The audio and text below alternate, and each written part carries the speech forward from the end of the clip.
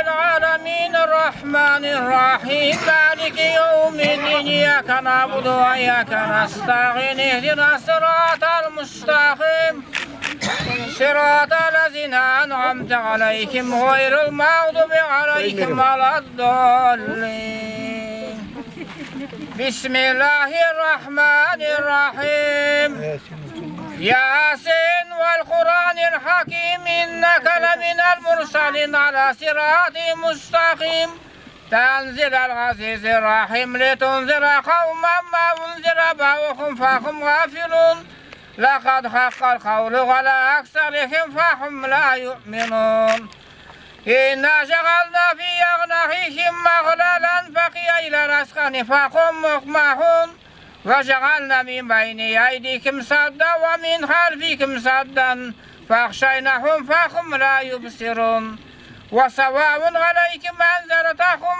أم لم تنذرهم لا يؤمنون إنما تنذر من اتبع الذكر وخشى الرحمن بالغيب فبشره بمغفرة وأجر كريم إنا نحن نحيي الموتى ونكتب ما قدموا وسركم وكل شيء أحصيناه في إمام مبين الله رب العالمين سبحان ربك رب العزة عما يصفون سلام على المرسلين الحمد لله رب العالمين آمين الحمد لله رب العالمين الصلاة والسلام على Muhammed Mustafa sallallahu aleyhi ve sellem. Süyüklü Peygamberimiz Muhammed sallallahu aleyhi ve sellem'nin ruhuna, korumda жатқан barcha Müslüman er ayellerдің barchasına Allah'dan rahmet, Peygamberden şefaat olsun. Kabirleri jannattan bir bakşa olsun, mına iyi işleriniz kabul olsun. Köptün duası, cemaatın duası kabul olsun. Allah yerimizge, yurtumuzga ынтымақ, бірлік, тыныштық берсін. Allah көктен нұрын, жерден жемісін берсін. Келген қадамдарыңыз, дұға тілектеріңіз қабыл, бай дәулетін пайғамбар берекетін берсін. Ұрпақтарыңыз аман, ұрпақтарыңыз иманды болсын. Allahümme salli ala seyyidina Muhammed. Rabbana atina fid dünya hasana fil ahira hasana ve qina azabannar. Amin. Allahu akbar. Kabul olsun.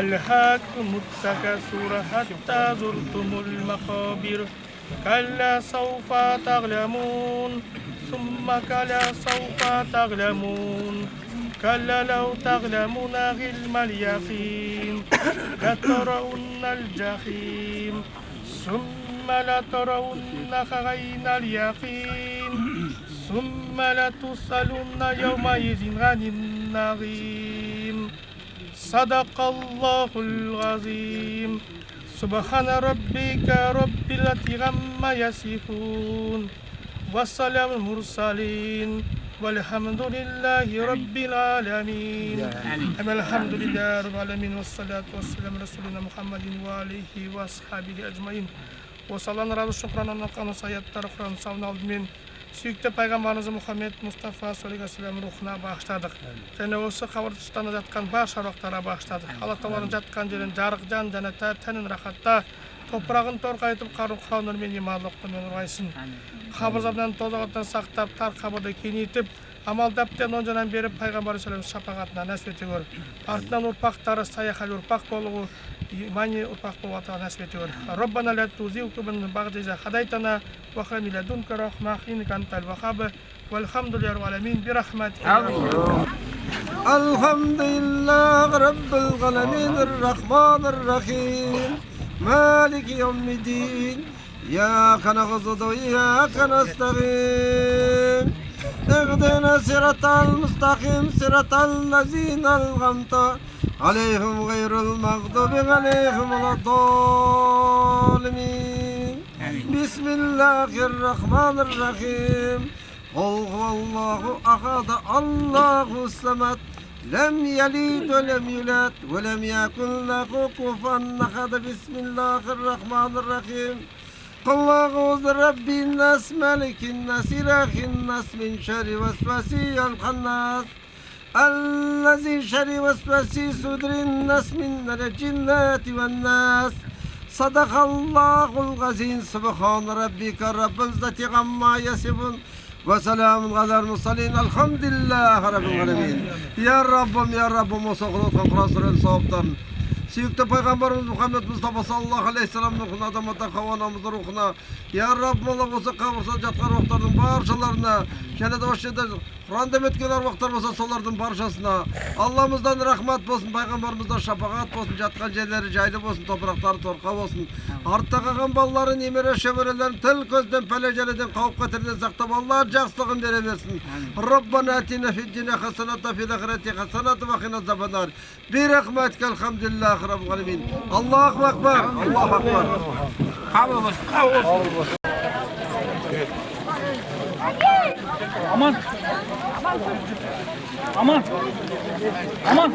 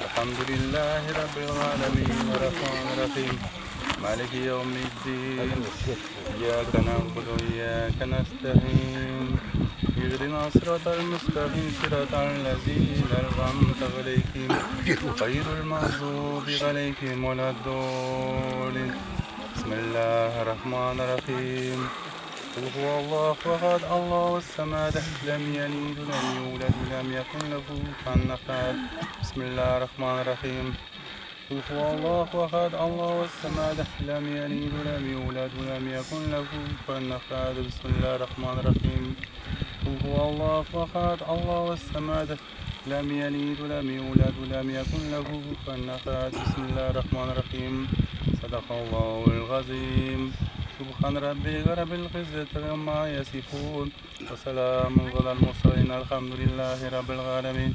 Ya Allah, o sokuğundan soğukturan Peygamberimiz Muhammed Mustafa sallallahu aleyhi ve sellem Peygamberler kavliyen bilirge anladım ya Allah. Ne esiyet kurbanız kavgasında tekstil vakta anladım ya Allah. Artın esiyet kurbanı şakar bayılı. Alpsalı, yolu erkemizge, yoldan köşen kılıcı olpan hanamız var ya Allah. Köşen atamız var. Ali ya, erkemizge.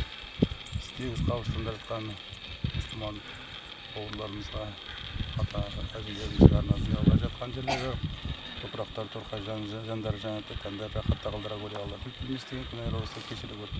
Ardında kalan otpaklarına uzak ömür verip ömür verip Rabbana atina fid dunya hasenat ve ahirete hasenat ve qina azabannar. Bismillahirrahmanirrahim. Allah.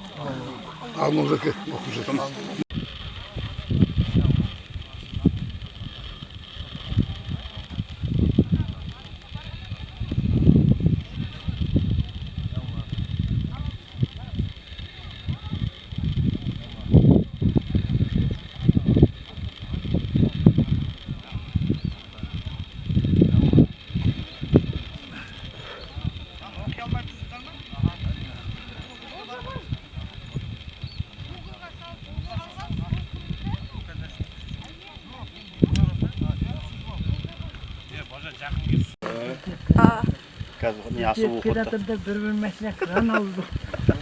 Verimiz fotoğrafı. Sen bana görünmüş. Çünkü bana ne bir boruş kabarı.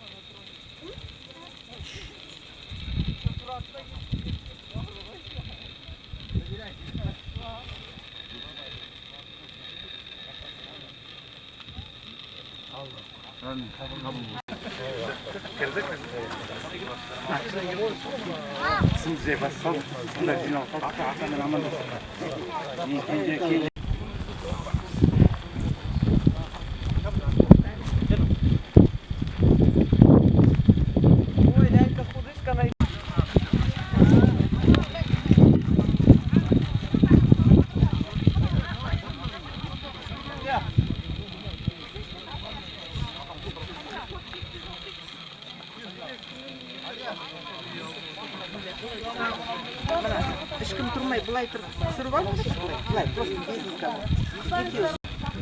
قل هو الله أحد الله الصمد لم يلد ولم يولد ولم يكن له كفوا أحد بسم الله الرحمن الرحيم قل هو الله أحد الله الصمد لم يلد ولم يولد ولم يكن له كفوا أحد بسم الله الرحمن الرحيم قل هو الله أحد الله الصمد لم يلد ولم يولد ولم يكن له كفوا أحد بسم الله الرحمن الرحيم الحمد لله رب العالمين الرحمن الرحيم مالك يوم الدين إياك نعبد وإياك نستعين اهدنا صراط المستقيم صراط أنعمت عليهم غير المغضوب عليهم بسم الله الرحمن الرحيم صدق الله العظيم سبحان ربك رب العزة عما يصفون وسلام على المرسلين الحمد لله آمين الحمد لله О жаратқан Алла, біреуіміздің Алла үшін біреуіміз сүйініп отырмыз, біреуіміздің басымызды, біреуімізден жалқау тілейміз. Аллам рахымды, мейірімді, ғафур ете, кешірімді, осы Құранды пайғамбарымыз Мұхаммед Мұстафа алейхиссаламге, ұрпағына барша пайғамбар, елшілердің осы туған ағалықтарына және осы Құран салаларын арнайы Сәбитұлы Ернал марқұм рухына бағыштадым. Аллам бұл марқұмды қабір азабынан сақтап, жанын жанат етіп, өз сүйген құлдардың қатарына қосып, Аллам бұл марқұм пенделшілікпен білместеген қателік оқымаған намаз тамаған оразасы болса Аллам өзін кешіріп, жатқан жері жайлы болсын. Аллам рахымы, пайғамбардың шапағаты тисін. Аллам бұл марқұм артынан қалған бауырлар, туған туысқандар жол жүргенде жолдары болсын. Бисмилля Аллахумма раббана атина фид дунья хасанатан ва фил ахирати қина азабан нар.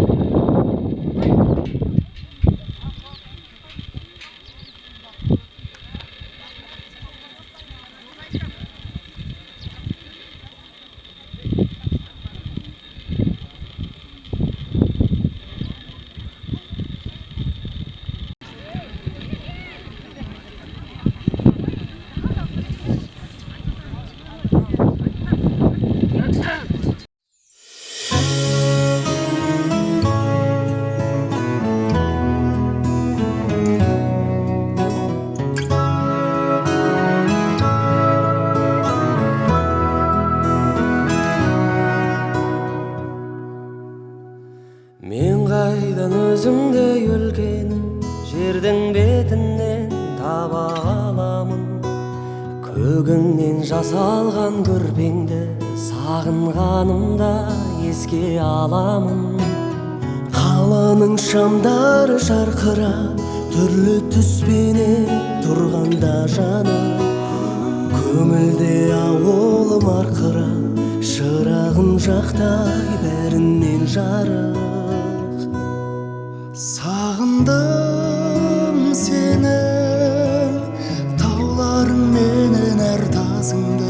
Сағындым сені, бауларың менен ағасуды. Қолдары бекем қыздары көркем, киелі мекен,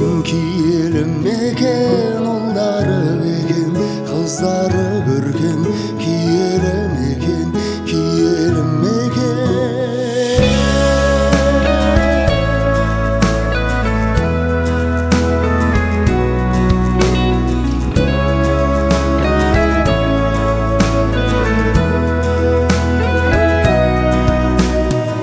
Әжемнің пісірген күлшесі әппақ пейілмен тілді үйірген, анамның мап-мамық көрпесі берекесінде жүк боп үйілген. Қаланың шамдары жарқырап, түрлі түспенен тұрғанда жаны, көңілде ауылым арқырап, шырағын жақтай бәрінен жарық. Сағындым сені, тауларың менен артасыңды.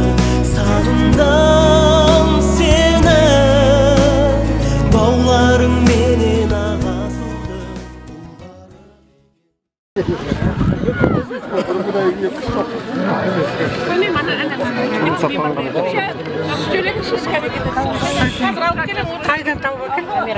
Ассалаумағалейкум. Аралда қайын. Өздеріңізге белгілі, туған жерге туыңдық, туған елге ел болмас, туған жерге жер болмас деп қазақ тегін айтпаған.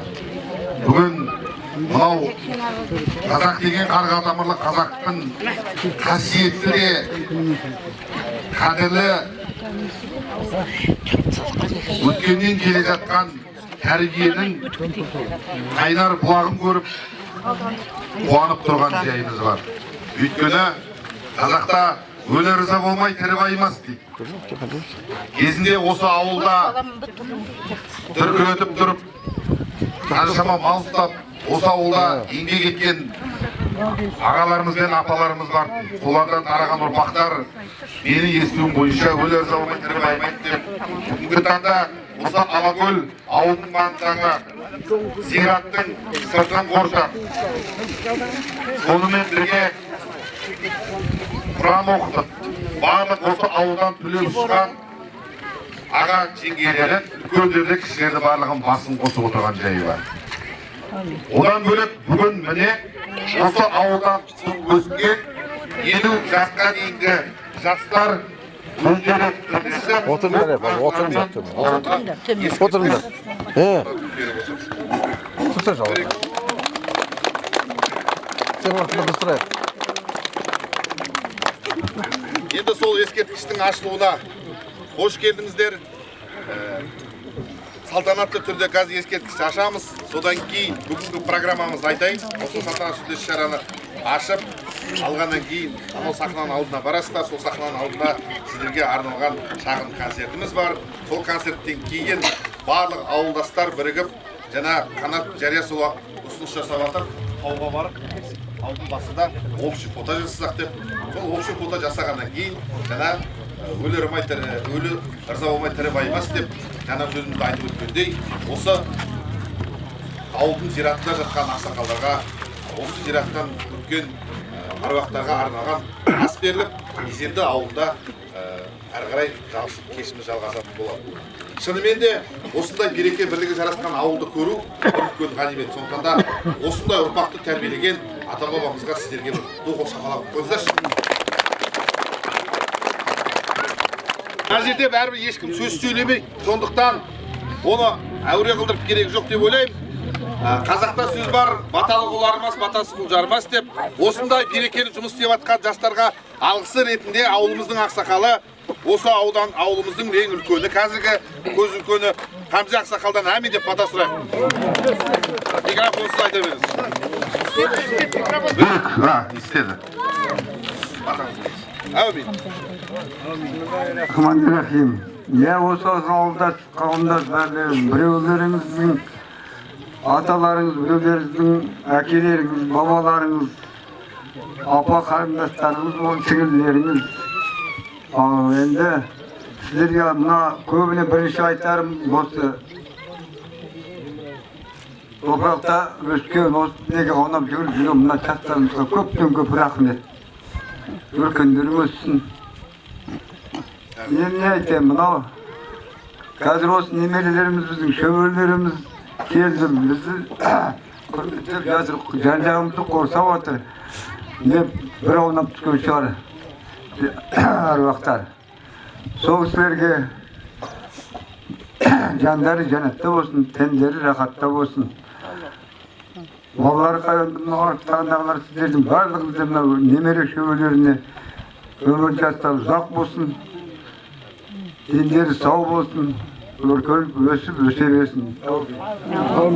Айтқаныңыз келсін. Енді мынау жақсыны көрмекке дейді, лентаны қиюға ауылымыздың тумасы, осы ауылдан туып өскен Аманжол Бейсенбаев ақсақал мен Шахарбаев Мейрам Базарбайұлына осы лентаны кесу салтанатты. Ар жағынан. Қақтауыңыз қайсысын аласыз? Ана кісі қайсысын аласыз?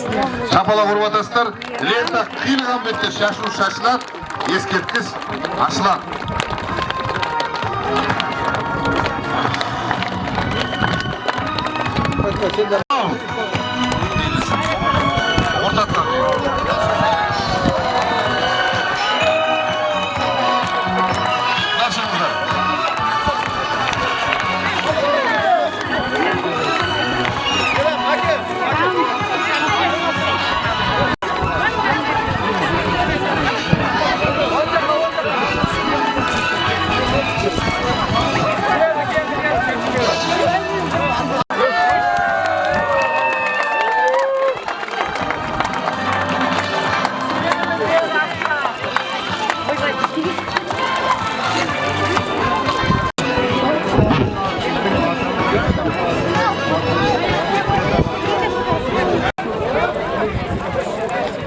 Ал, құрметті ауылдастар, енді сахнаның алдына қарай келіңіздер. Сіздерге арналған шағын концертіміз бар. Содан кейін сөз сөйлейтін адамдар бар, алғыс айтатындар бар дегендей.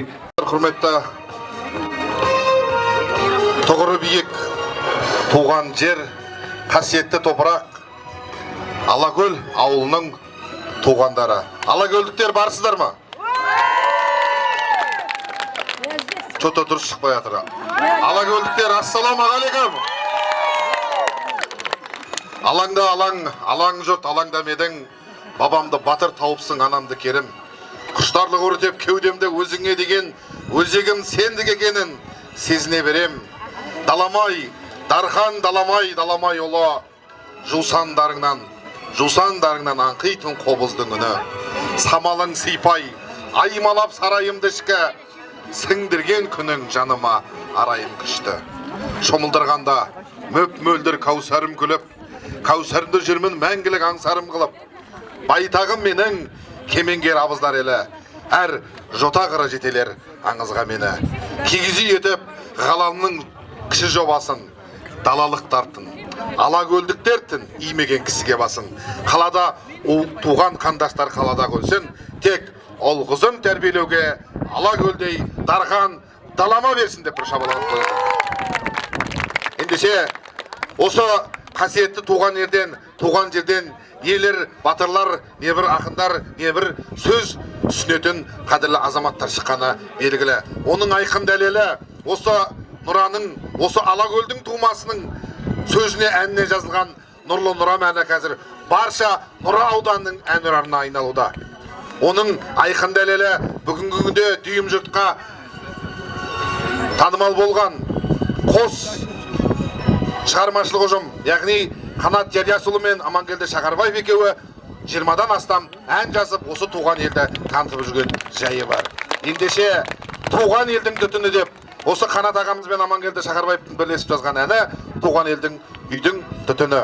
Амангелді Шақарбаев, қарсы алыңыздар. Той бүгін.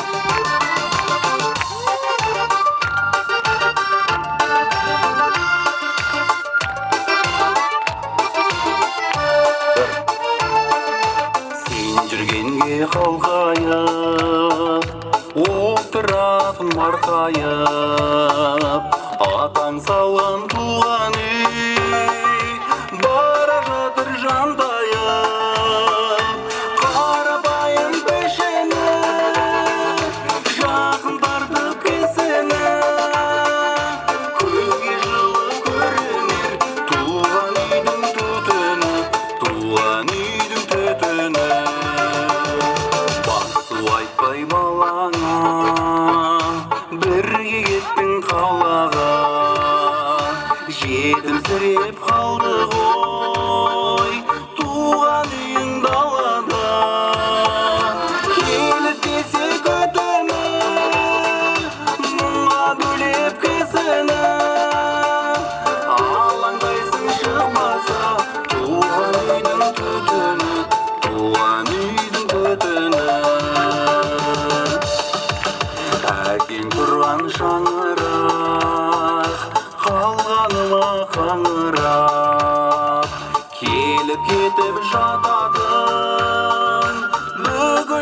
жамырап шаңырақтың өтіні қуантады кісіні төзі ұшсын деп тіле туған үйдің түтіні туған үйдің түтіні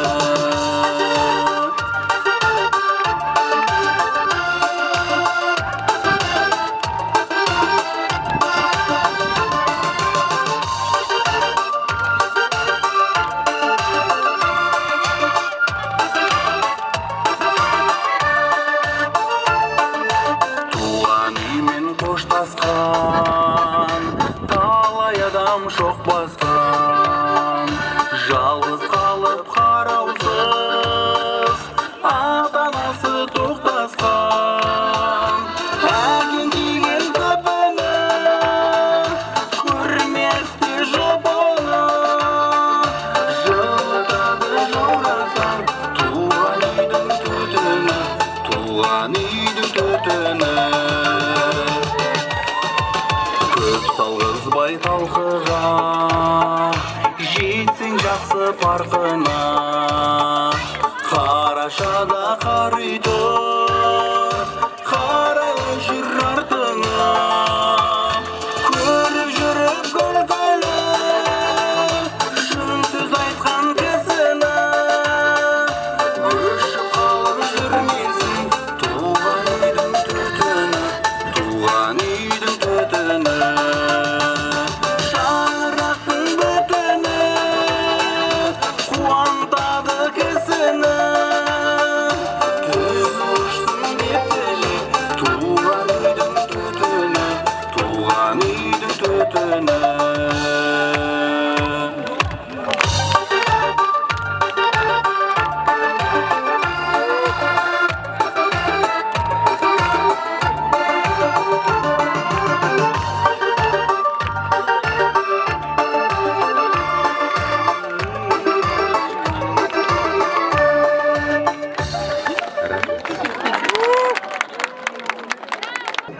Бүгін бір екендеріңізді білдіріп, бар екендеріңізді білдіріп, осы ауылға келіп, үлкен тамаша той жасап жатсыздар.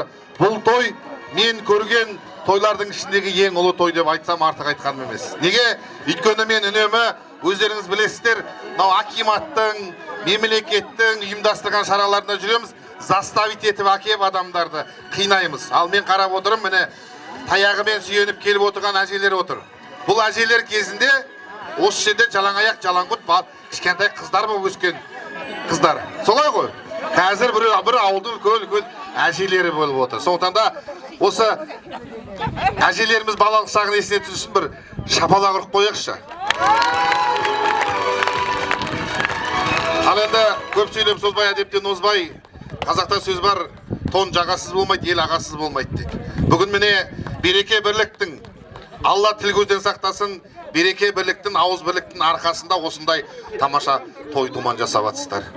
Бұл қазіргі заманда ағайынды 5 ұл бір тойға жиналудың өзі қиын болып кетті.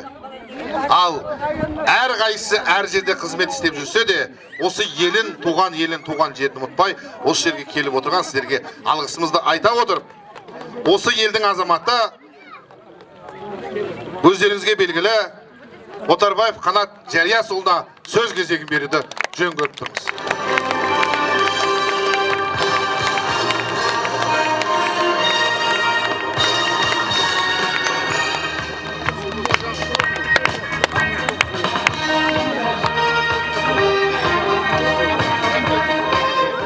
Рахмет.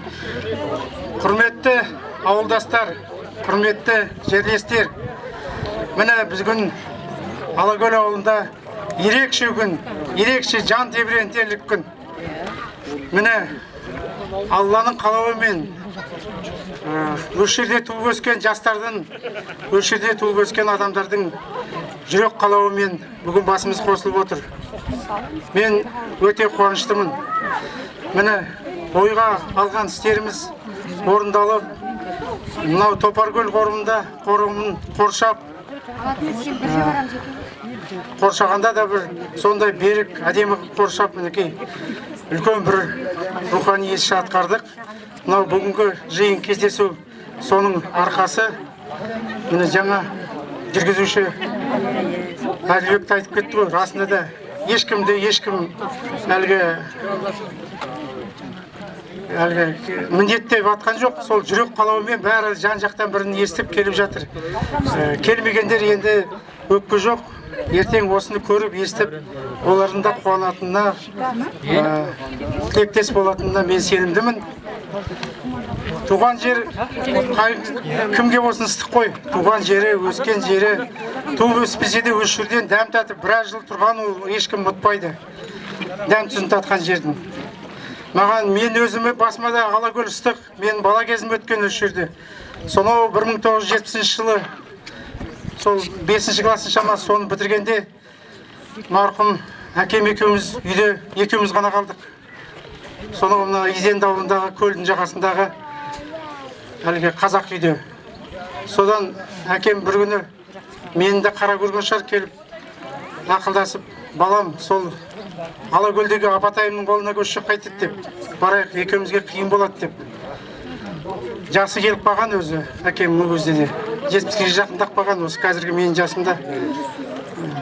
Ағатайым әскерде жаңа 8 бітіріп, ол оқуға кететін болды.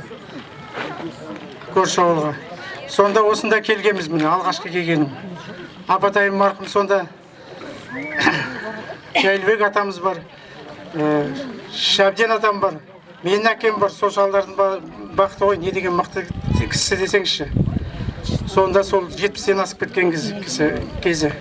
Қандай ұйымшылдық, қандай ағайындық, бауырмалдылық. Сол кісілердің көзін көріп, сол кісілердің әңгімесін естіп, тәрбиесін естіп өстік. 3-4 жыл осында қаншама адамдардың жасымыз кіші бала болсақ та, бәрі көз алдымызда сол кісілердің жаңағы айтқан әңгімесін көзін көріп өстік.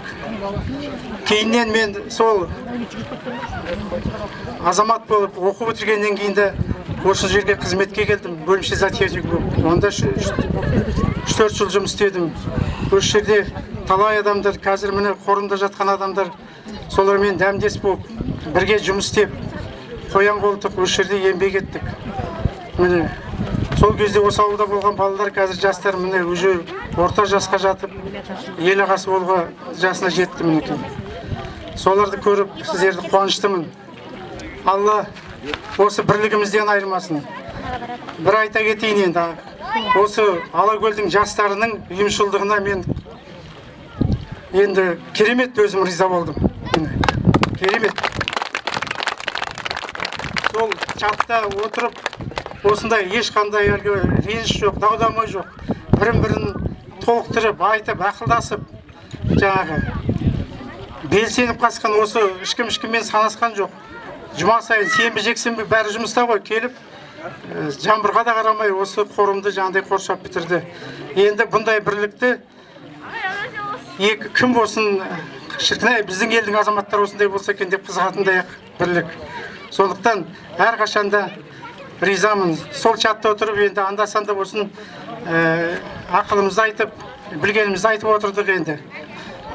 Сол қатты риза болдым мен жастарға. Сол бұл енді ұрпаққа өнеге, өз балаларына үлгі, артындағы қалған ұрпақтарға бұл енді керемет үлгі. Ертең кім болсын көргенін істейді ғой осылай. Үлгілі тәрбие нәрсені кім болсын жүрегінде сақтайды.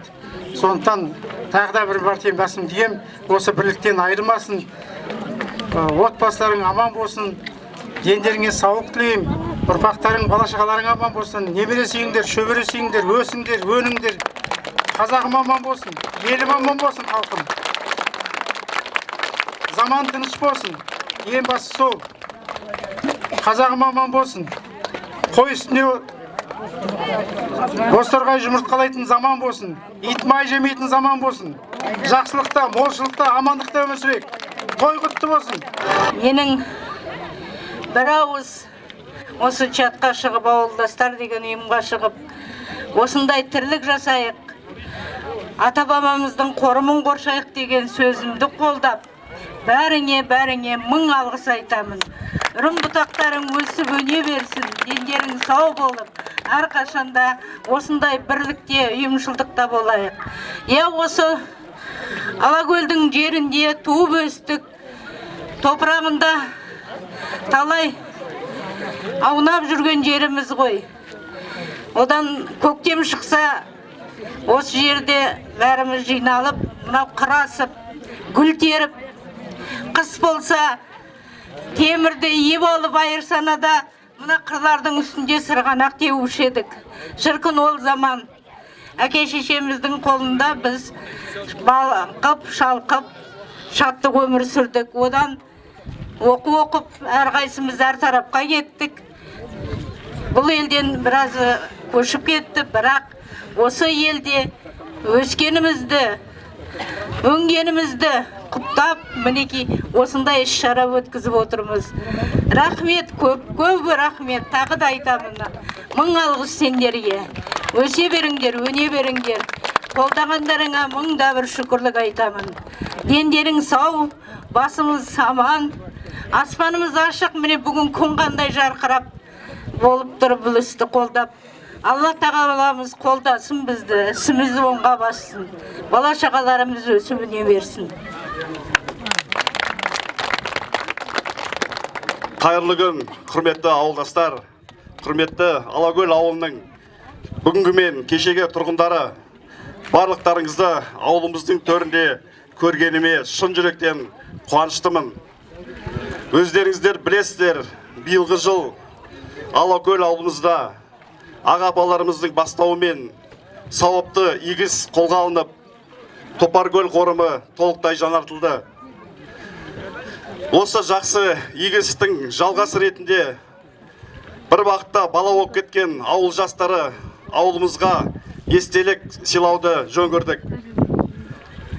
Міне бүгін бәріміз басымыз қосылып, туған жерде жиналып тұрмыз.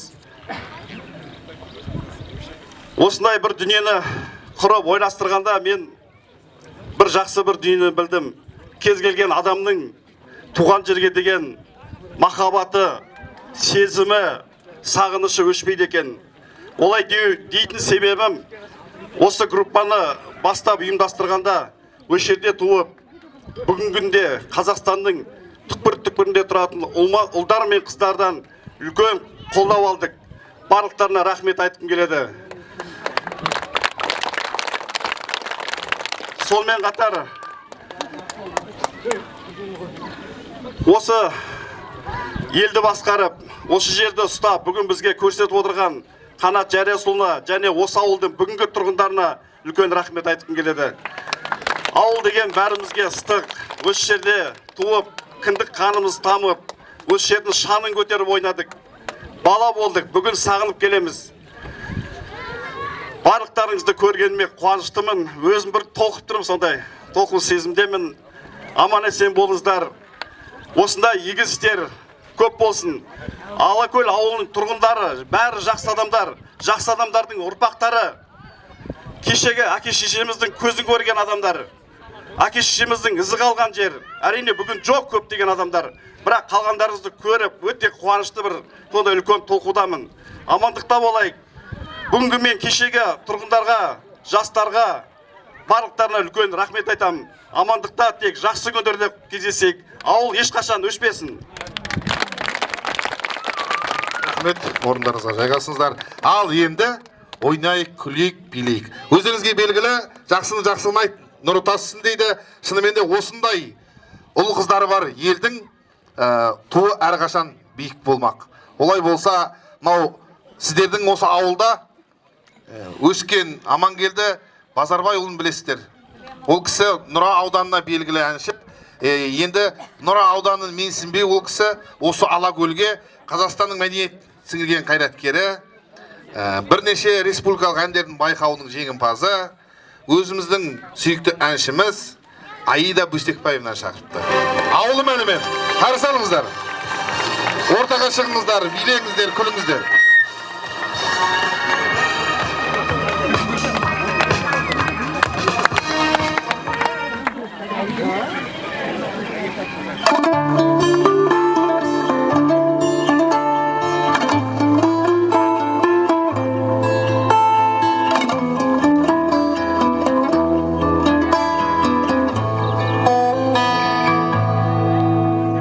Өскен жерген ұям бәрі бағасы.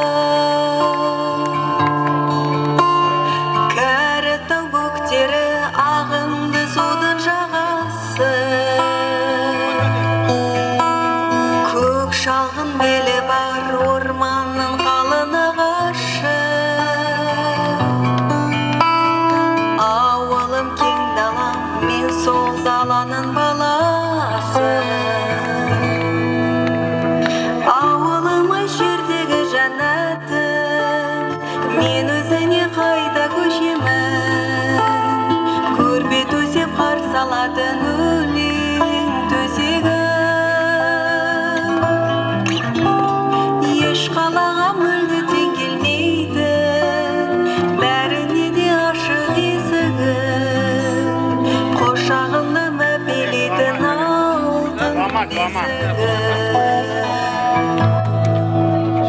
Сағындым ауылым, самал жел ескен даламды. Сен жайлы саламын, көкейде жатқан барымды. Естисін білемін, ер жетіп өскен балаңды. Шет кетсем өзіңнен көретін күнім қараңғы. Ауылым жердегі жәннатым, мен өзіне қайда көшемін. Көрпе төсеп қарсы алатын өлең төсегім. Еш қалаға мүлде тең келмейді, бәріне де ашық есігі. Қошағында мәпелейтін алтын бесігі.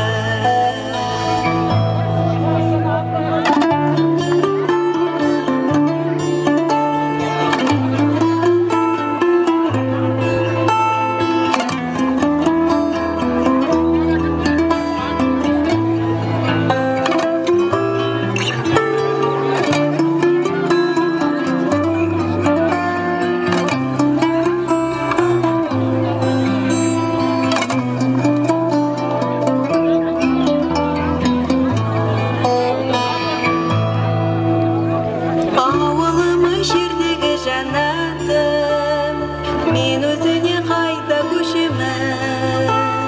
Көрпе төсеп қарсы алатын өлең төсегім. Еш қалаға мүлде тең келмейді, бәріне де ашық есігі. Қошағында мәпелейтін алтын бесігі. Қошағында мәпелейтін алтын бесігі.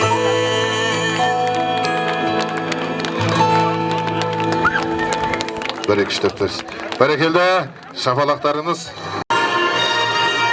Ал енді ардақты ағайын, осындай киелі елге, киелі жерге келгеннен кейін неге екі шектің бірін қатты, бірін сәл-сәл жай бұра, нағыз қазақ емес, нағыз қазақ домбыра дейді. Ендеше алдарыңызға облыстық, аудандық ақындар айтысының жеңімпазы, жүлдегері, аузына құс тістеген дүлдүл ақын, бұлбұл ақын Нұрбол Жақия бауырларыңызда қара домбырасымен сахна төріне шақырайық.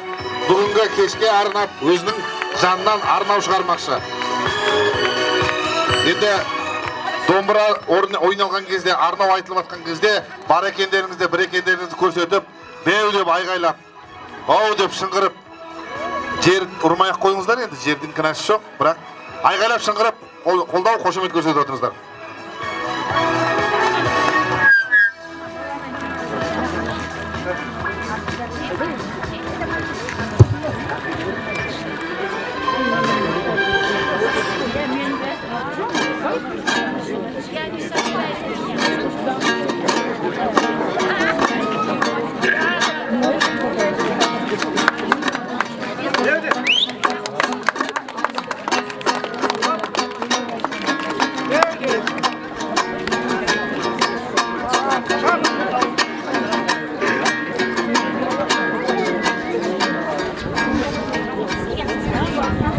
арудың бұрымындай өрімдерім, шабытымның желкенін сен үрледің. Әкімге жалтақтайтын халық едік, ақынға қалай екен көңілдерің. Ассалаумағалейкум сәлем бердім, мен бүгін Алакөлдің төріндемін. Өз балаң шыққандайын қошемет соқ, керек емес әйтпесе бөлінгенің. Бірақ бөлінбейді Алакөлім, себебі тек бірліктің еліндемін. Ауылдарын көркейтіп перзенттерің, ақталып жатыр міне сенімдерің. Керемет қып ескерткіш салып берді, туған жер деген кезде ерінбедің. Эйфелдің мұнарасын салып тастап, шетел болып кетсінші өмірлерің.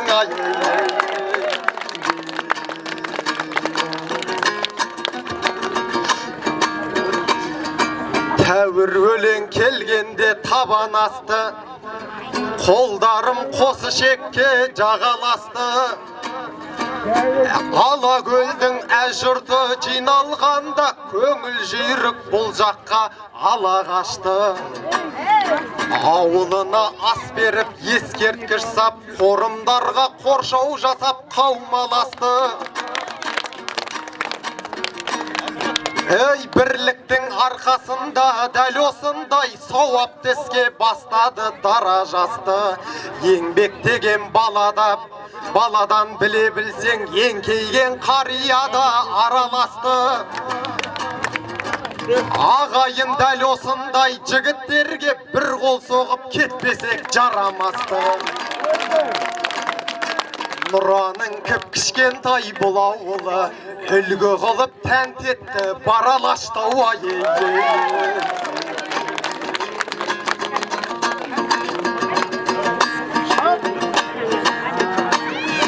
Қырдан ассам аулымда той көрінген, ойдан ассам отар қой көрінген. Мен өз басым бақытты боп қайтсам деймін, күліктей қосыласа бәйгенілген.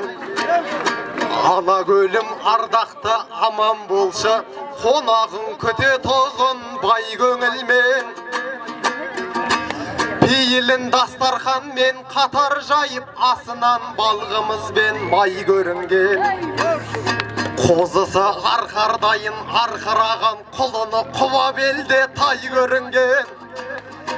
Жігіттері темірдей, ал қыздары ұқсайды абай сүйген Айгерімнен.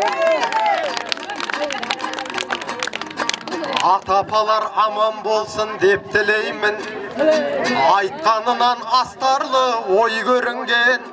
Ағалар аман болсын деп тілеймін, қазақ деп қамшы басын ай кемірген. Жеңгелерім аман болсын жел аяқтай, алып ұшып жүретін шайнегімен. 300-ге сыйлы болған Алакөлім, төрттілігі төсінде сай көрінген. Беріп жатқан астарың қабыл болсын, бұндайды жасамайды кім көрінген. Кесегет сұрамаймын мен сіздерден, қошеметің неліктен жай көрінген.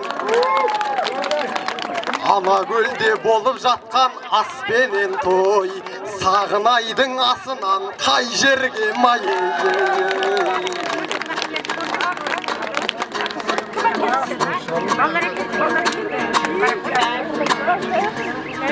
Көрейік арайланып таңдатқанын, сұңқарын қияшынға самғатқанын. Келесі жыл көзіме елестетем, той болып әрбір әулет шам жаққанын. Киіз үйлер тігіліп, қымыз тасып, ақын жыршы жыр әнін толғатқанын. Сол тойда Нұрболудың арнау айтып, жиналсын өнердегі саңлақтарың. Балуандар белдесіп күш сынасып, халықтан естісінші шын мақтауын. Құран оқып құрбандық шалынсыншы, риза боп тірілерге әруақтарым. Түйіні өлеңімнің той болсыншы, келмеген жан тістейтін бармақтарын. Ақан менен күрең байлар көзін тігіп, құлагердің көрейік шаңдатқанын ай.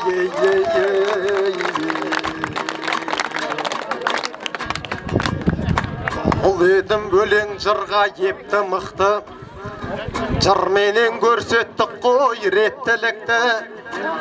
Ала көлдей ардақ елім сен аман бол, бойынан жоғалтпаған тектілікті. Сенде керемет іс-шара болғаннан соң ақын ұлың осы жаққа бет бұрыпты. Осы мен арнауымды тәмамдайын, онсыз да нұр болуың көп тұрыпты. Бірақ тойға шақырсаңдар келіп тұрам демеңдер, осы менен кетті бітті. Ат мінгізіп шапанды жаппай-ақ қой, шапалақтап шығарсаңдар жеткілікті.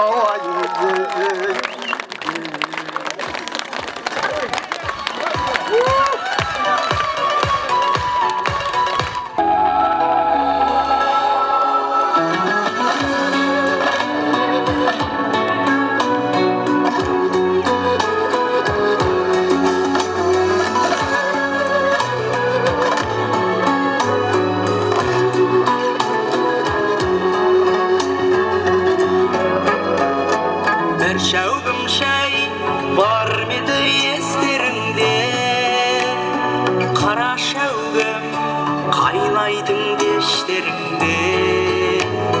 Hayran anam malını kara terge, Tanrı'dan düz kıyadın geçlerinde. Hayran anam malını kara terge, Tanrı'dan düz kıyadın geçlerinde.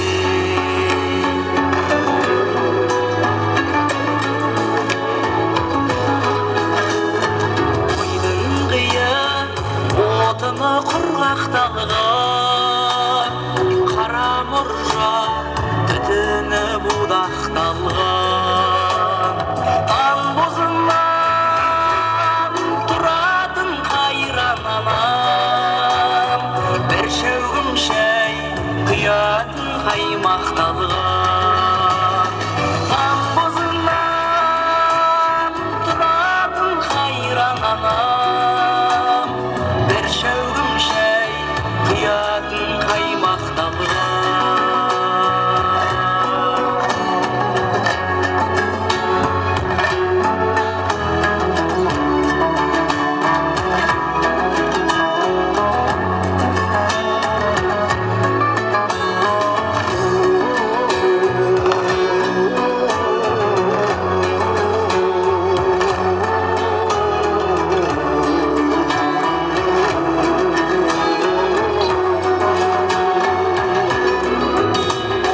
Кезектері келуші қыраттардан, су әкеліп құятын бұлақтардан. Қара шәугім қалдың-ау қара қостан, қанат қағып өзіңнен жырақтаған. Қара шәугім қалдың-ау қара қостан, қанат қағып өзіңнен жырақтаған. Бір шәугім шәй ішейік сырақтары, анамызды ешқашан жылатпайық. Келіп кетіп тұрайық сағынышпен, айлап емес ара күн бір апталық. Келіп кетіп тұрайық сағынышпен, айлап емес ара күн бір апталық.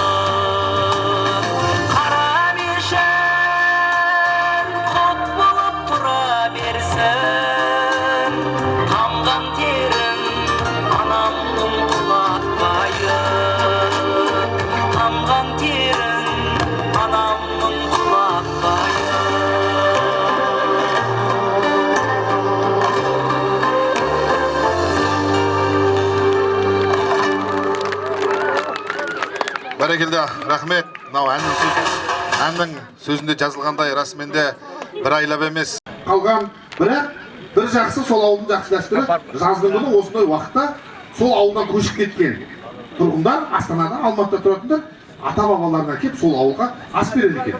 Мен айтамын, деканы ондайға берген дұрыс, мәдени шара болды. Атын жинап кетсе болды. Сондықтан да үлгі қылып алуларыңызға болады. Осыдан кейін болашақта шынымен де анау ас беретін жерлеріңіз бар. Осы ауылға келіп ата-бабаларыңызға, әке-шешелеріңізге ас беріп шақырсаңыздар болады. Барлығы сол Астана Қарағандыға шақырып, осы ауылға келіп, немере келіп, осы топыраққа бір аунап кетсе, оның өзі бір керемет дүние емес пе. Ендеше ауыл десе барлығымыз ескі дейміз.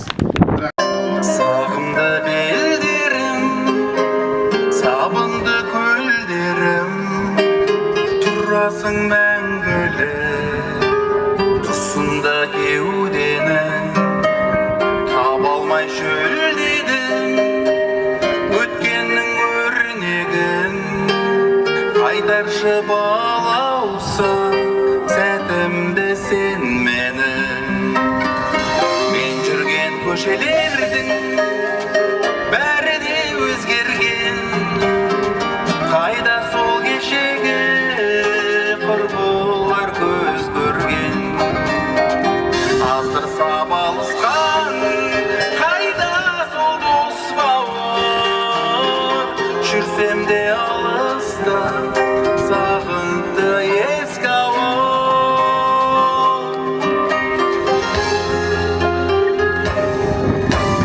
Арайлы таңдарым, сау ауа саумалым, өзіңдей халықта атқанат арманым. Самалды тауларым, саялы бауларым, жаныма батады жырақта қалғаным. Мен жүрген көшелердің бәрі де өзгерген, қайда сол кешегі құрбылар көз көрген. Аздырса балысқан, қайда сол дос бауыр, жүрсем де алыста, сағынды ескі ауыл.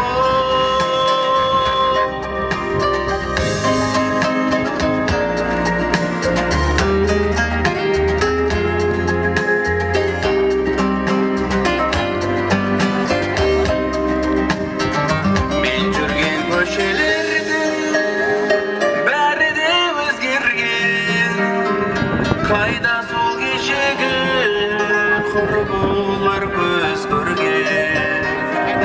Аздырса балысқан, қайда сол дос бауыр, жүрсем де алыста, сағынды ескі ауыл, сағынды ескі ауыл.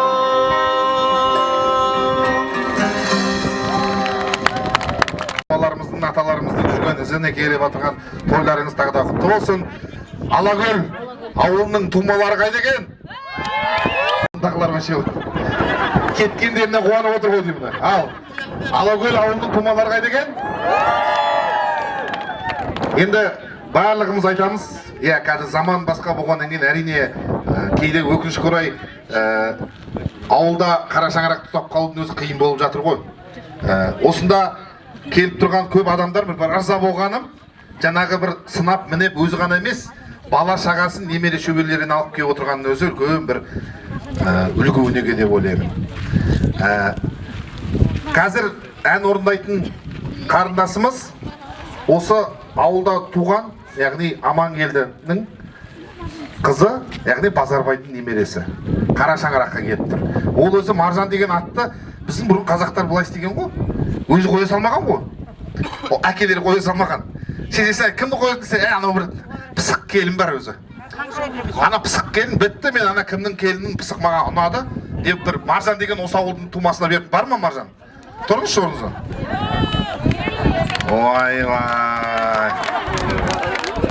Бүйтсе ол маржа пысық ешегесі жоқ екен, өтірік келін болған екен, жағатып жүрген ғой. Бәрі рахмет, бәрі ойын, бәрі қалжың. Сіздің атыңызға атаған маржан қазір маржандай болып өсіп келе жатыр, Құдайға шүкір. Сол өзінің атасының қара шаңырағына келіп отырғаннан кейін қара шаңырақ әнін орындайды. Содан кейін марапаттау рәсіміне көшіп кешімізді аяқтайтын боламыз.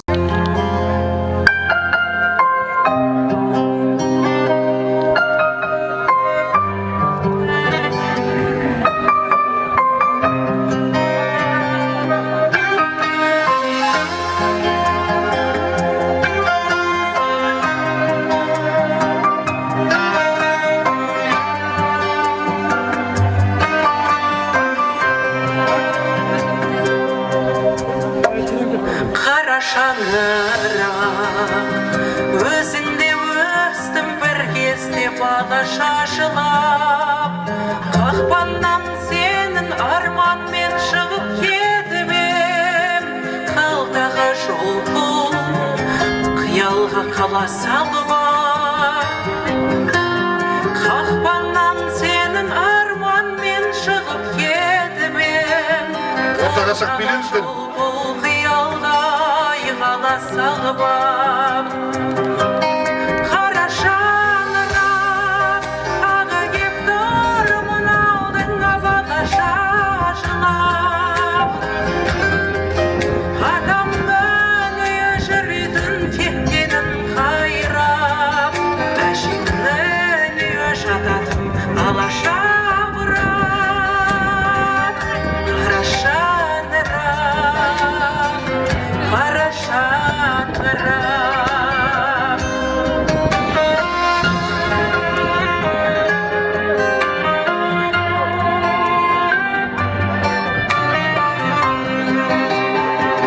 Қара шаңырақ, ол үйдің қазір атасы, анасы аруақ, күнде беттеді солардың бейіті ұзақ, қаласар оғым, қалапсың аласарға, күнде беттеді солардың бейіті ұзақ, қаласар оғым, қалапсың аласарға. Қара шаңырақ, тағы кеп тұрмын алдыңа бала шақшылап, адамның үйі жүретін тектенін қайрап, әшеңнің үйі жататын алаша бұрап, қара шаңырақ, қара шаңырақ.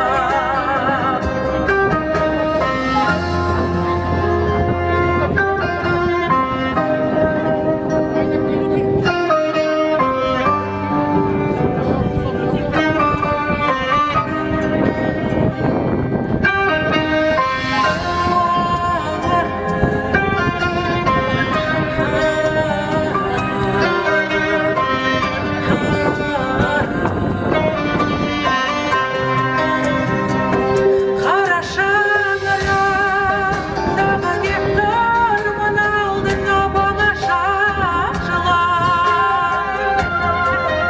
атамның үйі жүретін тектенін қайрап, әшеңнің үйі жататын алаша бұрап, қара шаңырақ, қара шаңырақ, қара шаңырақ, қара шаңырақ.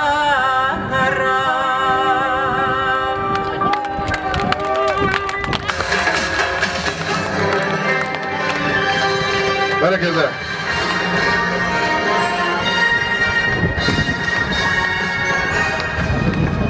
Бәрекелді, рахмет.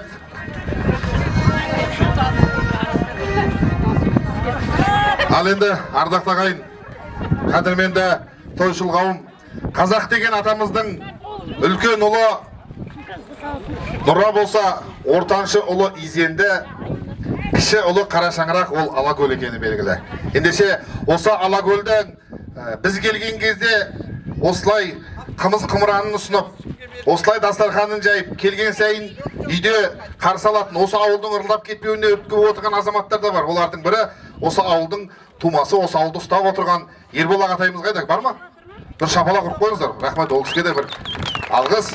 Осы ауылдың гүлденуі тұруы ел ағасыз болмас, тон жағасыз болмайды дейді. Ендеше марапаттау рәсіміне сөз кезектесек. Құрметті ауылдастар, бүгін осындай игі істің мәра-сара болып атқанымыз, Алакөлдің төрінде бас қосып атқанымыз сіздер мен біздердің ауылға деген, елге деген сүйіспеншіліктің, махаббаттың арқасы деп білем. Және де осы сәтті пайдалана отырып, батаменен елге өрет, жаңбырменен жерге өрет деп қазақ дана атамыз айтты ғой. Орамал тон болмайды, жол болады деп, бірінші салтанатымыздың, ашылу салтанатымыздың басын бастап берген ауылымыздың үлкені, ауылымыздың ақсақалы, Қамзе ақсақалымызған иығына шапан жапсақ деп шешіп ортаға шақырсақ ақсақалымыз.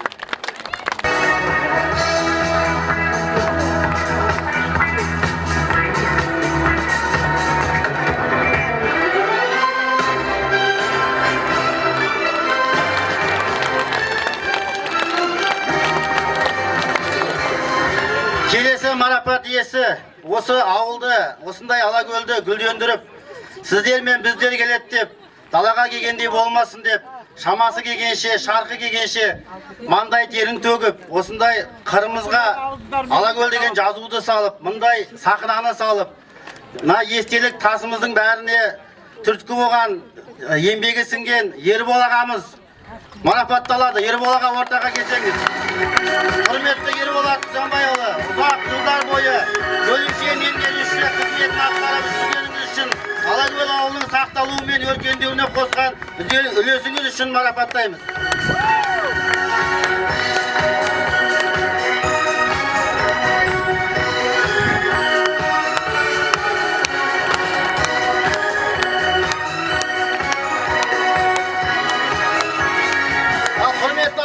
Рұқсат болса, бұл кісінің сөйлейтін сіздерге айтар ақылы, сіздерге айтар тілегі міндетті түрде деп ойлаймын. Сондықтан рұқсат болса, осы кісіге микрофон ұсынсақ. Ассалаумағалейкум, құрметті Алакөлдің бұрын тұрып кеткен студияларыңызға келіп, қуанып осылайынан ата-баба аруақтарыңызды құрметтеп, жаңағы сол кісілердің ырзашылығын алып атқан сіздерге Алла тағала разы болсын. Келешекте мынау жүрмей жатқан жұмыстарыңыз болса, алға баспай жатқан нелеріңіз болса, алға басқан жұмыстарыңыз одан сайын алға баса берсін, аруақтарыңыз желеп жебей берсін. Сол елдеріңіз аман болсын. Әрқашанда осылар сіздерге осылай келгенде, осы елдеріңізге ел қосылып, үлкейіп, елдеріңіздің орнын сипап кетпей, осылайынан келіп, біздің балғымызымыздан дәмін татып келіп тұрыңыздар. Мынау енді мен осы сіздердің ауылдарыңызда 19 жыл жұмыс істеп жатырмын. Енді жаңа мен айтамын ғой, сіздер мені білмесеңіздер де, сіздердің қолымыз жатқан ата-бабаларыңыздың бәрі мені біледі. Мен жұма сайын барып Құранымды оқимын, 5 парыз намазымда алдымнан тастамаймын. Өйткені осы менің жұмысымның жүріп жатқаны, сол сіздердің ата-бабаларыңыздың қолдап қорғап жатқаны. Жатқан жерлер жайлы болсын. Рахмет аға. Ал құрметті ауылдастар, осы жаңа ата-бабамыздың қорын, яғни шарбағын қоршауға үлесін қосқан, біздің бір айтқан аузымыздың ұсынысымызды қабыл алып, январ айынан бастап апрель айына шейін жаңағы қоршаудың бәрін үзбей, аянбай, көз майын тауысып, сваркалап, бәрін дайындап берген Мұрат Серікұлына алғысымызды айтып, сол кісіге марапаттасақ. Құрметті Мұрат Серікұлы, Қопаркөл жерінде ата-бабаларымыздың қорымның қоршауына қосқан үлесіңіз үшін марапаттаймыз.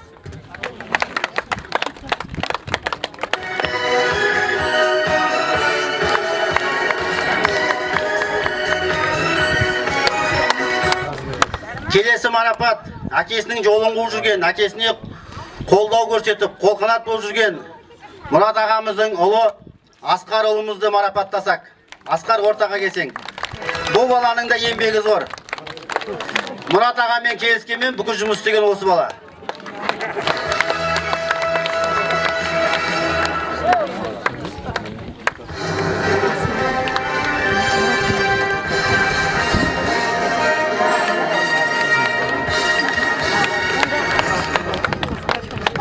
Құрметті ауылдастар, Алакөл тұрғындарының көңілін көтеріп,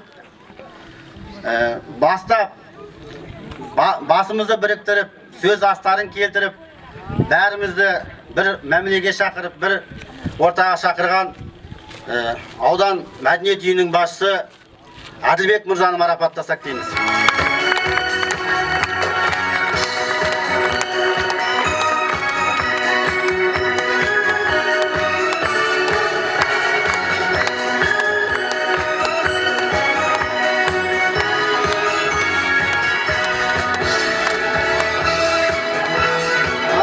Құрметті ауылдастар, келесі марапат осы Алакөл ауылына ән шашуын шашқан қарындасымыз, апамыз Айна Ханшайымды марапаттасақ.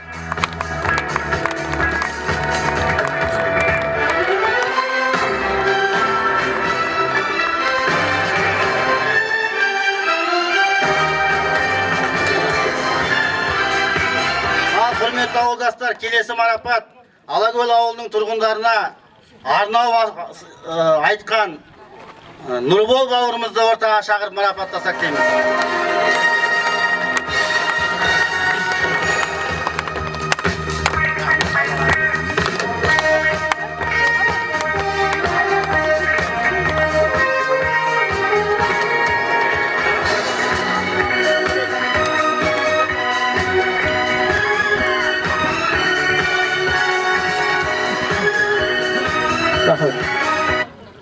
Шүкір менен таңды атырасың, тәубе менен түніңді батырасың.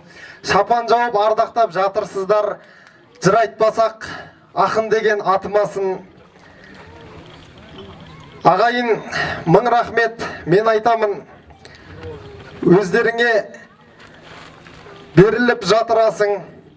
Күн ыстық деп уайымға берілмеңдер, ыстық болған тек сенің ақыласың. Рахмет.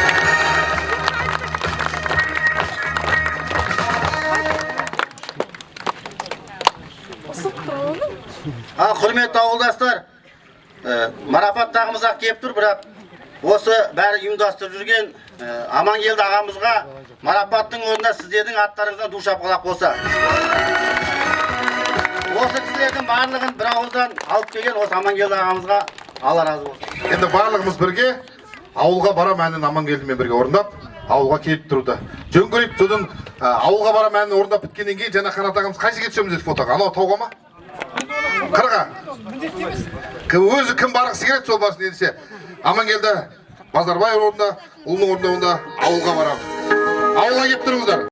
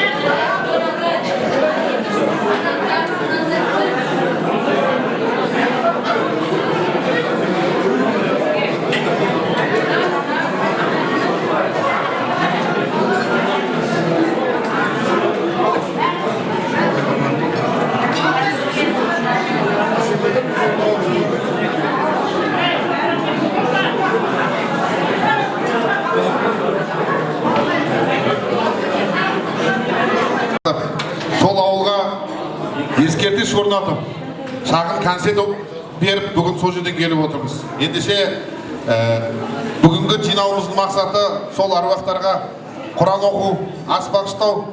Ендеше көп сөйлеп созбай, әдептен озбай, бірінші сол микрофонды имамдарға берейік. Құран оқыса сол.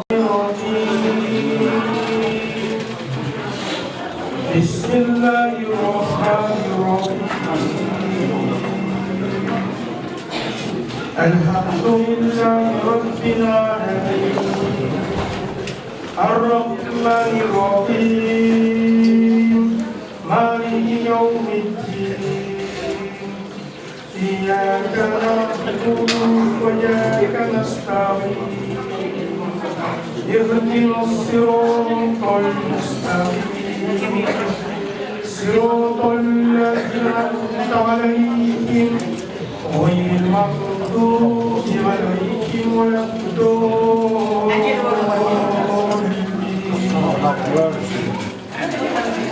بسم الله الرحمن الرحيم ألف لام ميم ذلك الكتاب لا ريب فيه هدى للمتقين الذين يؤمنون بالغيب ويقيمون الصلاة ومما رزقناهم ينفقون والذين يؤمنون بما أنزل إليك وما أنزل من قبلك وبالآخرة هم يوقنون أولئك على هدى من ربهم وأولئك هم المفلحون بسم الله الرحمن الرحيم والتين والزيتون والطور السينين وهذا البلد الأمين لقد خلقنا الإنسان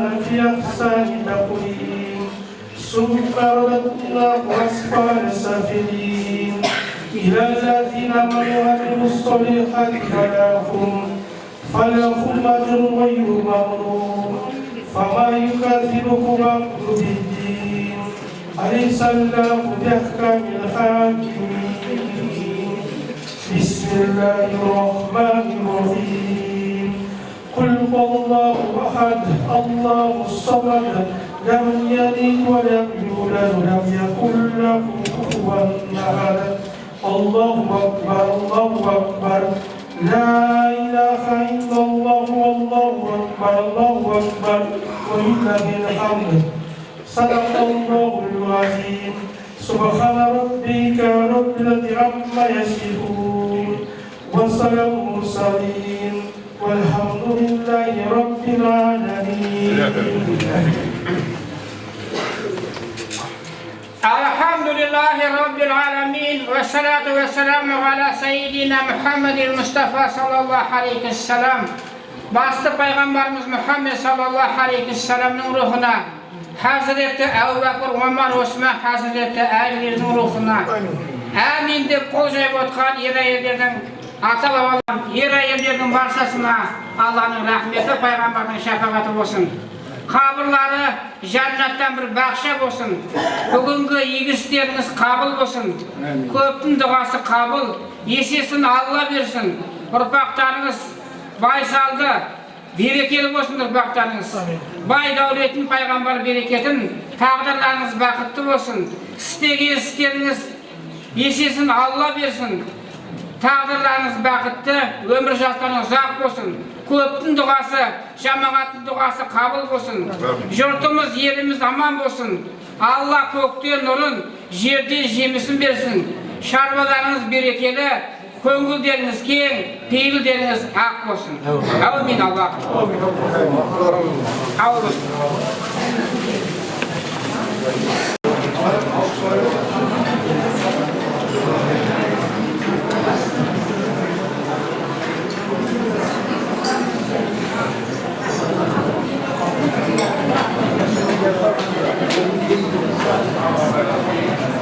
Қазір асқа бата береміз, асты қойып алсын әбден.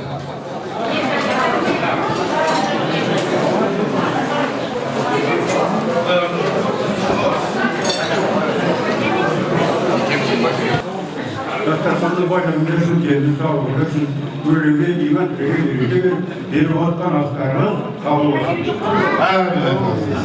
Ал асқан алып отырмыз. Енді құрметті ағайын, бір сәт сабыр сақтап тыңдап алсаңдар ренжімесеңіздер. Бұл енді ас беру құрған оқыту болғаннан кейін бір тамақ жоқ мына жерде.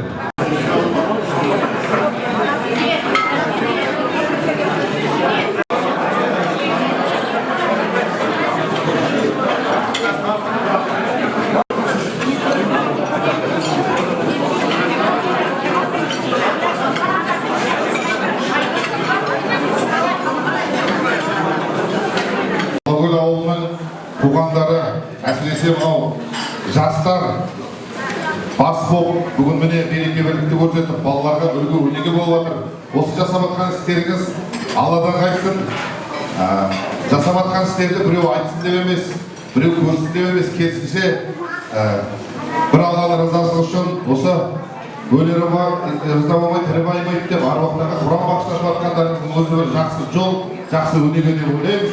Сондықтан да араларыңыздан сөз сөйлейін дейтіндеріңіз болса, мына жерге келіп, ортаға шығып, микрофонға сөз айтсаңыздар болады. Алдарыңыздан астан алып отырыңыздар. Асқа жиналған қонақтар десе де болады. Енді өз елдеріңізге келіп, бүгін арқа-жарқа болады. Сіздер енді осы елімізге келгеннен кейін жақсының жақсылығын айт деп, бір-екі ауыз сөз айтуды жөн көріп отырмын. Мен Алакөл ауылының біреу білер, біреу білмес, Алакөл елінде ауылында 76 жылы келін болып түскен. Енді осы ауылды жан-жаққа тарқатпай, ел тамақ тауып жөнді жағдайлары болмай жүргенде, осы қанат айналайын, жаным, бауырым, көп рахмет. Елді жан-жаққа таратпай, ел кезгізбей, қойдың ақ майын жегізіп, еліңді ағынан жегізіп, еліңді бір ауылда, бір елде ұстадың. Осы бірінші Алланың, сосын сенің арқаң. Мына Алакөл ауылымыздың енді өсіп өнгенсің сен де.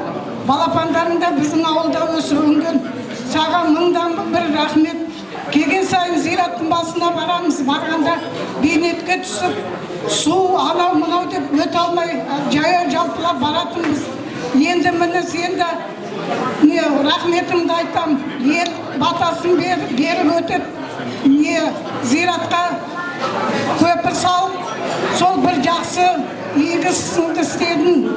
Саған көптен көп рахмет. Бала шағаң қызығын көр, немере шөбере сүй. Алла тағала мынау жатқан аруақтардың да баталары қабыл болсын, саған да тие берсін. Енді бұл үшінші дейміз, Алакөл ауылынан неше түрлі дүлдүлдер шыққан ауыл. Енді кейбіреуі бар, кейбіреуі жоқ. Енді үлкеніміз осы Қамзағатай, Аманжол, сосын Рахметолла. Енді еркек одан кейінгі жас ұрпақтар, міне кеткен адамдардың ұрпақтары, барлықтары келіп, бір ауыздан ас береміз деп, мынау зиратымызды қоршаймыз деп ақылдасып, осы жақсы игі істеп отыр. Бұл да бір жақсылықтың белгісі. От дүниелік болып кеткен әруақтарымыздың артында үлгілі, саналы, ұлағатты Құдай деген перзенттері бар. Соған мыңда бір шүкіршілік қылам. Алакөл ауылында емес, жанымыз осы бүкіл изенді болсын, еліміз аман болсын, жұртымыз тиіш болсын. Осы Қазақстанымыздың бейбітшілік заман болғаннан кейін осылай болып отырмыз. Барлықтарыңа келгендеріңе көптен көп рахмет. Әмин, айтқаныңыз келсін. Саламатсыздар ма халық? 1 минут тишина должен быть. Өйткені бұл кезде бәріміз жиналып отырмыз. Сондықтан жеңгеміз біздің Асият әте тілек айтты. Неге тыңдамайсыңдар? Күнде басымыз қосылып жатқан жоқ. Құдай бәрімізге қабыл болсын. Мен өзім туған жерім үшінші родники.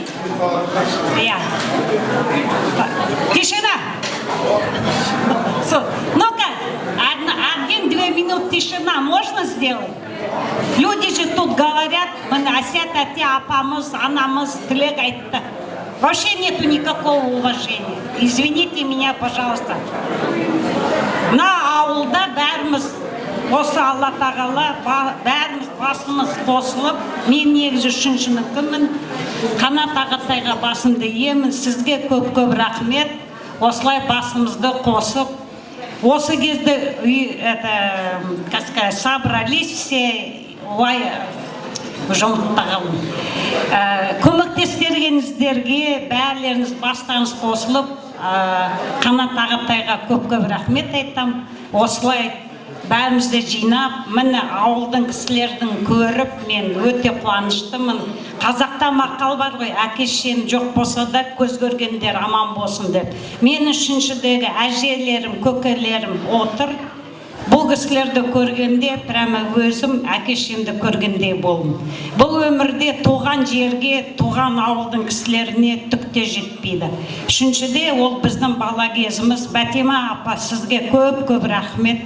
Сосын кім Ардақ па бір бала көмектесті. Сіздерге басымды иемін. Сосын мынау столовыйда жүрген қыз келіншектерге көп-көп рахмет. Бала шағаның қызығына тоймасын. Жылқы сойып, жүгіріп, ол жігіттерге де көп-көп рахмет, жастарға. Бұндай нәрсе көпшілікпен ғана өтеді. Бір-бірлеріне көмектескенде ғана өтеді. Сіздерге өте қуаныштымын. Өмірлеріңіз ұзақ болсын. Ортамызда ойнап күліп жүре беріңдер.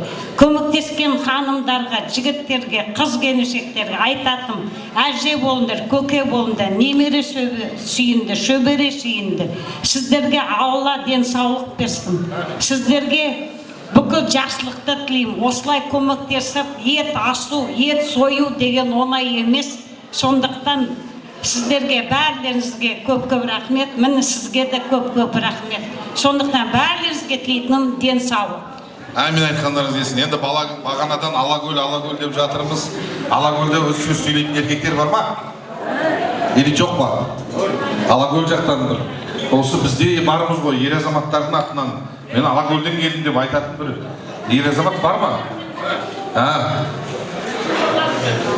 Қызылорданікі дейді ғой. Ассалаумағалейкум. Мынау асқа жиналған ауылдастарым, мынау Алакөлдің кіндігі қанған, осы жердің Алакөлдің суын ішіп, етін жеп, мал өсіріп, солардың дәмі татқан ұрпақтар міне бастарыңыз жиылып отыр екен. Алла тағала жолдарыңыз болсын, жортқанда жолдарыңыз болсын, несібелеріңіз өсе берсін. Осы қаңтар айынан бастап осы істі қолға алған мына жігіттерге мен өте көп алғысымды айтамын. Амангелді, Саят, Алдабай, тағы Төлеген деген жігіттер міне, Әсет бәрі азаматтар міне. Сол азамат жігіттердің арқасында мына ісіміз оңға басып бітті. Оның келіп кезінде соның басқасында болып ісімізді жақсы еткенге мен өтім тән ризамын. Алакөлдің топырағының тәттілігі, сол менің ұрпақтар өскен тіртіптің жақсылығының өзі осы жігіттерге қарап тәнті боласың. Алла тағала осыларға ғұмыр берсін, өмірлері ұзақ болсын, бала шағалары өсіп, өмір өсіп, өмірлерінде тек жақсылық қуаныштар бола берсін. Әр қазағымыздың тойы тойғаласа берсін, осындай астарымыздың, арпақтарымызды сыйлауға бізге де нәсіп етсін. Бәріңіздің енді қайтар жолдарыңыз бар, Алла тағала жортқанды жол есебесін берсін. Барлықта амандықта, саулықта болайық. Елім мен жұртыма амандық берсін. Ал бәріңізді осы көргеніне өте қуаныштым. Мен өздеріңіздің бәріңіз біліп отырғандарсың.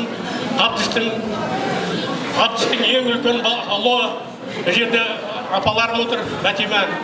Одан кейінгі мен ұлдан үлкенім мен едім. Осы мені келіп, осы шаңырақтың атынан сөз сөйлеп отырмын. Алла тағала ғұмырымызды ұзақ қалсын. Бүкіл міне жерде отырған бөле жарары жоқ. Бір ауылдың баласы болып, бір құдықтан су ішіп едік. Сол құдықтың суын бағана ішкен кезде, дәмі аузымызға келген кезде маған Мейрам өтірік айтпайды. Мейрам қайда? Соның аузымыз дәмі келді. Бәрі сол. Енді сол су дәмін ішкеннен кейін сол есімізге түсіп жатыр. Балалық шағымыз, кіндік қанымыз тамған жер еді. Бәріміздің енді осы дастархан тек шаттық, қуанышқа жетілсін. Әр уақытта қай жерде болса да кездескенде Алакөлдің туған туысқаны болып жүрген балалар амандықта, саулықта болайық. Бір-бірімізге сіз біздігіміз жараса берсін. Барлық қандай жолдарыңыз болсын, амандықта болайық. Әңгіме айтқан ресіне, мына жерде мен қазір қосшы жергім келіп тұр. Құрметті ағайын, мен бір байқағаным, мына жерде Алакөл дегеніміз болмаса, көбіміз жан-жақтан келгеніміз екенбіз, через группа арқылы жан-жақтан келіп жатырмыз. Сондықтан да бүгінгі күніміз есте қалсын деп естелік фото түсіру ретінде моментально мына жерде естелік фото бар. Если что, араларында фотоға түсіп, мына жерден фотоларыңызды алып кетсеңіздер болады. Құрметті халайық, мінекей ел бастап осы біздің әке-шешелеріміз өзіміз тұрғанбыз ауылымызды көркейтіп, Қоршауды Бәтима апамыз бастап, Қанат ағатай бар, барлықтері мінекей өзімнің бауырым бар, аман келді. Демалыс сайын барып, сол Алдошка бар, барлығы осы жұмыстарын атқарып, сендерге көптен көп рахметімді айтамыз. Бала-шағаларың аман болсын, тек қана осылай жақсылықта алдағы уақытта тек қана бала-шағалардың қызығын көріп, ауырмай, сырқырамай, осы еліміз аман болып, жұртымыз тыныш болсын. Бүкіл Киевкан мәдениет есіне рахмет ұжымына осылай концерт қойып жатыр бізге. Үлкен кісілеріміз аман болсын. Енді бірен-саран қалды ғой бізде. Зейнеп тәте келіпті мінекей. Қарлығаш тәте, Үміт тәте, барлығы мінекей көріп қуанып жатырмыз өзіміз. Сол үйлеріңізде отбасыларыңыз аман болсын. Ойлаған мақсаттарыңызға жете беріңіздер. Осы мал сойған столовыйда бізге аста дайындаған қыздардың отбасы бәрі аман болып, тек қана қызықта кездесе берейік. Әмин айтқызесін, енді етке әмин деп бата. Дастарханға байлық берсін, денге саулық берсін, өлген аман-тірге береке берсін. Қайырлы дастархан болсын, бала-шағаларымыз аман болып, дендеріңіз сау, уайымдары жоқ болсын. Осы беріп жатқан бүгін құлаяз, Алланың разылығында болсын, адалынан болсын, еліміз аман, жұртымыз тыныш болсын. Осы елдің ауыл берекесі болсын. Осы ел тұлпырып өсе берсін. Барлық жақсылықты осы елге тілейміз. Аллаху акбар. Ел тамашалап жинап алыңыздар, сосын шайларыңызды беріңіздер, содан кейін шай ішіп келген тағы бір құран оқытып. Сол Бәтимеш маласы болғанда өз ауылыма өзім қонақ болып жүрдім негізінде. Енді мына бүгінгі істеріңіз айтады ғой, алтау ары болса арада кетеді. Сонда енді солай енді мынандай жұмысты бітіру үшін ең бастысы жаңағы бірліктеріңіз, ең бірлік және бір түсінушілік, және бір сыйластық, сонда енді өте жоғары деңгейде мен көріп отырмын. Негізі көз қорқақ қол батыр дейді, сол нағыз қолдың батыр екендігін осы неде осы жігіттер өзі көрсетті. Енді өзі разумайды деп аймайды дейді. Сол енді жатқан жері осы ата-бабаларымыздың жұмақтан болсын, топырағы тұрқа болсын. Не айтайын енді? Мен осы отырған бәріңізге де бір тілек, бір бата тілек айтып кеткім келеді. Өз батаны беріп кеткім келеді. Осы отырған бәріңізге әумин деп берген батамды бұрынғының жолымен, жаратылған дүние бір Алланың қолымен, берілді бата бәріңе, қол жайып осы отырған, қол жаймай ешкім қалмасын, туыспенен жақыннан. Ғұмыр берген бәрімізге әуелі Алла оңдасын, ай берен қырық шіркен қылыр бабам қолмасын. Болаттай боп денсаулығымыз жағынан болсын өміріміз, соңымыздан ерген ұрпақтан ақталсын артқан сеніміміз. Дариядай кем көп ақылымыз, теңіздей терең ой болсын. Жамандық бермей басымызға көргеніміз күнде той болсын. Аллабыз болып табысты, еңбегіміз болсын жемісті. Өкінбейтін ертең өткенге өміріміз болсын келісті. Бақ қонып күнде басымызға ырыс пен дәулет кетпесін. Жаулардың айтқан жебесі ешқашан бізге жетпесін. Амин. Амин, айтқаныңыз келсін, рахмет. Ал, шай ішіп болдыңыздар ма? Ішіп атсыздар ма? Шай ішіп болсаңыздар айтыңыздар. Бата қайырып, или қазір Құран оқысын ба? Құран оқысын. Шай ішіп атсын, шай ішіп атсын онда. Кезеге келгенде сөйлемесе сөзін атасы өледі дейді. Бағанадан мен анау ауыл үлкендері барлықтарыңыз тілек айтып атсыздар. Шынымен де бұл той арнайы біреудің асы емес. Бұл той бір әулеттің асы емес. Бір үлкен бір ауылдың бір жағадан бас, бір жеңнен қол шығарып, ауыз бірліктің арқасында осы бауырлардың осындай ас Құран оқылып жатыр, ас беріліп жатыр, бәлі халалынан болып жатыр. Бұның барлығы ертеңгі ұрпаққа үлгі, өнеге деп ойлаймыз. Сондықтан да ауылдарыңыздың береке бірлігі ешқашан арылмасын, тек қана жақсылықпен наурат ауылдың береке бірлігі арта берсін. Тек қана ауылдас, туған, туыс, жерлес болып, осы ауылда көркете беріңіздер, өне беріңіздер, өсе беріңіздер. Беріліп атқан бүгінгі ас, Құдай ас, қабыл болсын. Дүниелік болған аруақтарымыз жандары жаннатта, тәндері рахатта болсын. Тағы сөйлейім деген адам болса, шай біткенше тағы бір адамдарға микрофон алсаңыздар болады. Ағайын тұрыс бауырма, алысқан жақына келгенде, біз бәріміз Құранға келіп отырмыз. Сіздер сөйлеп жатқанда мен тағы да айтамын. Кішкене сабырлық сақтаңыздар, тыңдаңыздар.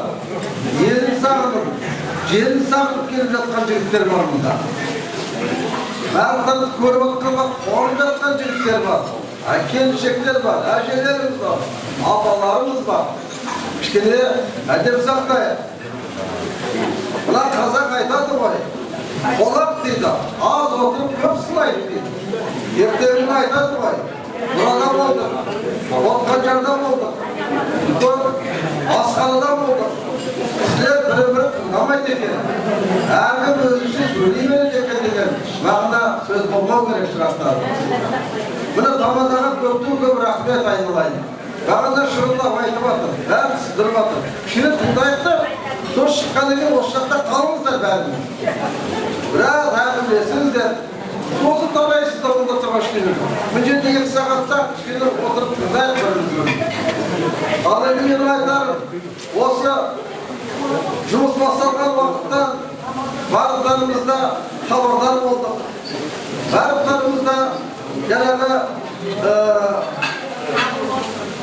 бір-бірімізді жазып, тыңдап, қазақ айтады ғой, бір жеңнен қол шығарып жатқан жағдайда осы істі басын бастады. Бұл істің бәрісін бастауға әрине мен айтардым, 3 адамның мықты жұмысы болды бұл. Шыны керек. Біреуі аман келді.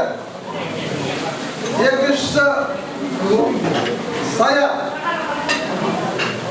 Үшіншісі осы ауылдың басшысы Алдабай. Алдабай осы 4-еуімен осы жұмысты игерді, осы жұмысты бастады. Оның бәрі біздің өңмен түсіміздей ғана болды. Ойлады, қалай болады? Қазір тыңдаңыздар, жинап аласыздар, соны салып береді сіздерге. Асықпаңыздар. Сосын осы бастаған кезде бәрін ойлады. Бұл қалай жүреді? Содан бұлар барып жаңа ауданнан Мұраттың баласын тауып алды. Оның маған істеп атқан заводын, үйінің жанындағы заводын да көрсетті. Осындай болып жасаймыз деді. Біз соған қуандық. Әрине, Саят, айналайын, Саяттың келіншегі ақша жинады. Кім еді? Салтанатқа көптен көп рахмет. Осы салтанат айтпай жатырмыз барады. Ана салтанат болса, осында жүрмейді. Бәріне бас көз болып жүр салтанат. Рахмет айналайын, Саят екеуге. Алла разы болсын. Осы іске қатысқандардың бәрінің еңбектері жемісті болсын. Осындай той барлық жерде болсын. Міне кішкене көрдіңіздер ме қандай бір жерге бағанақ заманда айтты ғой. Акимат шақырып жатқанда келіп шақырып алмайды кісілерді. Бүгінгі кісілер өздері естіп, бірін-бірінен хабарласып, бәрін жиналдыңдар. Барлықтарға сауабы мол болсын. Алла разы болсын. Барлық жақсылықты сіздерге тілейміз. Амин. Мынау ұйымдастырушыларға көптен көп рахмет. Осындай іс барлық жерде бола берсін. Амин. Жолдарыңыз болсын. Рахмет. Мен есім бәріне шығып, есім қазірат қоштақтарымыз істеп кеткенмін. Маған өзгенде ыстық со, ыстық. Сол жақта болып тұрып өз жүрді, сол жақта бірге жүрді. Рахмет бәріңізге. Ал рахмет баршаларыңызға. Енді олай болса, әлі де кездесеміз, әлі алаға шықта сөйлесуге болады. Дегенмен де негізгі мақсатымыз ұмытпайық, негізгі мақсатымыз өлілерге құран бағыштау болады. Ендеше әмин деп қол беріп, құранға кезіп берсек. Құран. Батаревич, давай. Дастарханның байлығында жүргеннен саулы берсін. Өреті иман әгерлерге де келесін. Аллах'ға істеп атқан істеріңізге Алла сауаптар болсын, аруақтар разы болсын.